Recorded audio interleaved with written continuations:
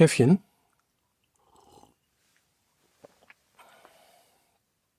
Wenn es dir genauso geht wie mir und du immer wieder an den Punkt kommst, wo du nicht weißt, ob das, was du tust, noch das Richtige ist. Ob es überhaupt Sinn macht, das weiterzumachen. Ich bin Künstler, ich zeichne, ich tätowiere, ich male. Ich mache auch Musik. Nicht mehr so viel wie früher, aber ich mache Musik. Und oft kommt man als Kreativer oder als Künstler an den Punkt, wo man sich halt irgendwann fragt, ja, was zum Henker mache ich hier eigentlich? Gerade dann, wenn irgendwelche Sachen nicht funktionieren. Irgendwie, als hätte man manchmal das Zeichnen verlernt, als hätte man beim Musikmachen keine Ideen und würde immer wieder dasselbe spielen oder die Finger sind eingeschlafen oder die Stifte funktionieren nicht oder man sitzt vor einem weißen Blatt Papier und auf einmal ist da dieses große, oh mein Gott, was male ich da überhaupt drauf? Problem. Es gibt für vieles eine Lösung, aber ich glaube, das Wichtigste, was man angehen sollte, was ich gelernt habe für mich ist, weitermachen. Weitermachen. Das weiße Blatt beschmieren.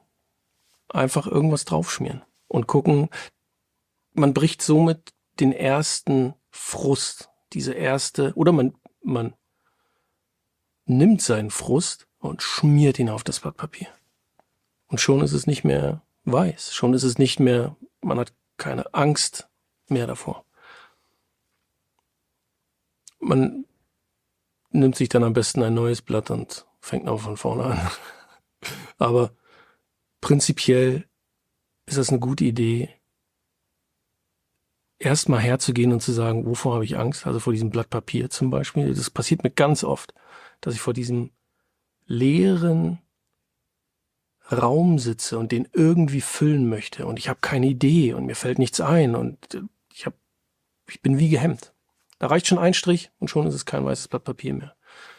Der Raum ist dann nicht gefüllt, aber man hat mal kurz das unterbrochen, diesen Gedankenfluss oder diese Hemmung.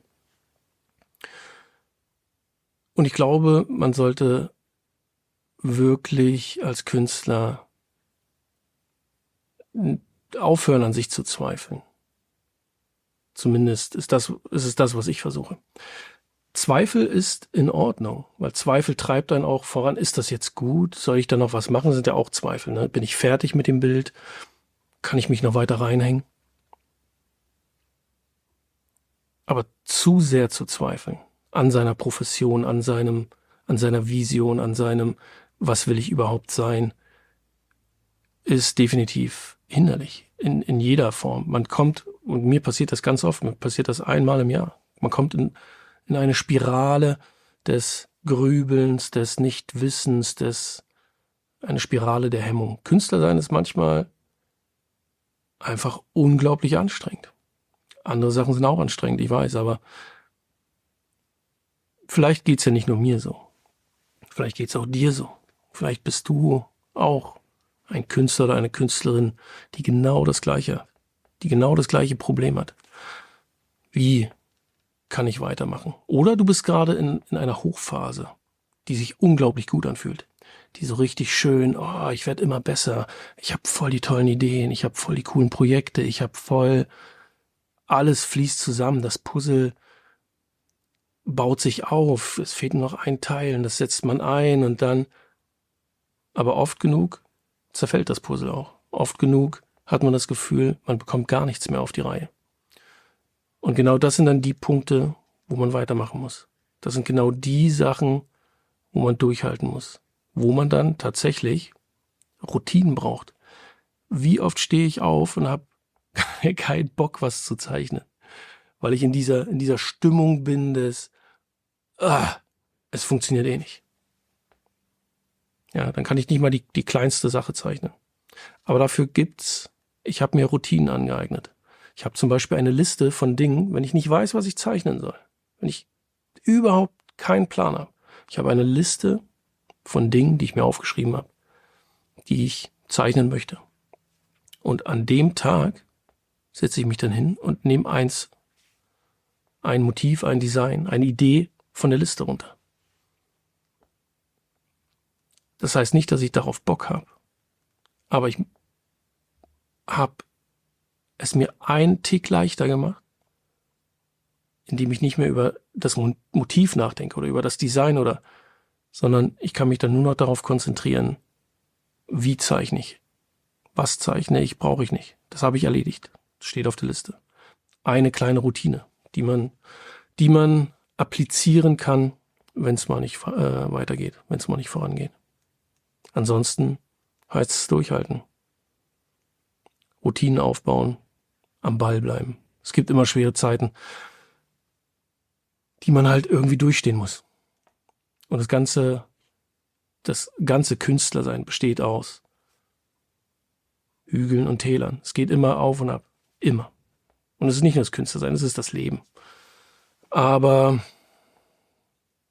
diesen Stress, diesen Gedankenstrudel zu überwinden, mache ich überhaupt noch das Richtige? Ich schmeiße am besten alles hin.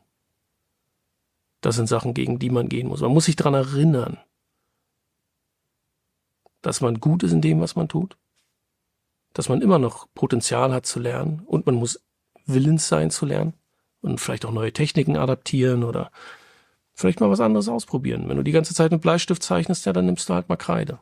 Wenn du die ganze Zeit mit Kreide zeichnest, nimmst du mal Acrylfarbe. Wenn du die ganze Zeit traditionell zeichnest, probier mal digital zu zeichnen. Oder nimm eine alte Zeichnung, eine analoge, fotografiere sie ab und mal digital. Mal digital drüber. Dinge ausprobieren. Man muss aufpassen, dass man nicht in diesen Strudel reinkommt. Und ich bin da keine Ausnahme. Jedes Jahr. Jede Woche. Aber einmal im Jahr habe ich so ein richtiges Tief. Ich weiß auch nicht, ob das mit dem Wetter zusammenhängt, wahrscheinlich auch. Aber generell, einmal im Jahr kann ich mich darauf vorbereiten, dass ich an dieses Tief komme. Und dann muss ich drüber wegarbeiten. Ich hoffe, es hilft, dass man weiß, dass du weißt, dass du nicht alleine bist, dass es andere gibt, denen es ganz genauso geht. Und egal, wie lange man das schon macht. Und ich zeichne jetzt ich bin 43 und ich habe Bilder in meinem Schrank liegen, da war ich 15. Kannst ja ausrechnen. Und ich habe davor definitiv auch gezeichnet. Und das heißt, ich mache das schon eine ganze Weile, über 2 Jahrzehnte. Und ich habe das Problem immer noch. Immer noch. Genug gesagt. Du bist nicht allein. Viele andere haben die Probleme auch. Mach weiter.